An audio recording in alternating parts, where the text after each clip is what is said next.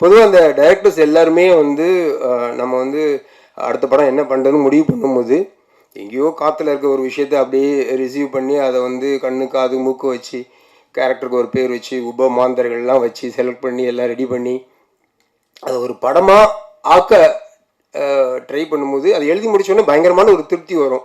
சரியான ஒரு கதை பண்ணுறேன் நான். ஆனால் அதை படமாக ஆக்குறதுக்கு வந்து சில பேரோட அவமோதித்தல் தேவைப்படுதுங்க. முக்கியமாக ஒரு கதாநாயகன், ஒரு தயாரிப்பாளர்.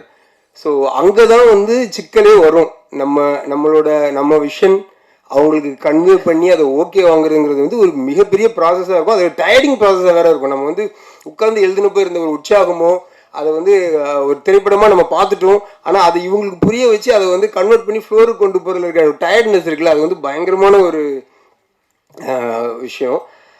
ஸோ அது வந்து ஒரு திரைப்படத்தில் முக்கியமான ஸ்டேஜ்னு நினைக்கிறேன். ஸோ அப்படி பார்க்கும் பொழுது இந்த கதையை இது இப்படிப்பட்ட ஒரு படமாக வரும்னு நம்பி இதுக்கு ஓகே சொன்ன சசிகுமார் சாருக்கும் ப்ரொடியூசர் சாருக்கும் வந்து ஒரு தேங்க்ஸ் சொல்லிக்கணும் நம்ம எல்லாருமே.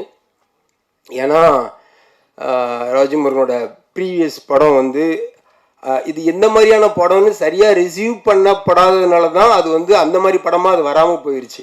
அந்த படம் ஃபுல் ப்ராசஸ் நான் கூட இருந்ததுனால எனக்கு தெரியும்.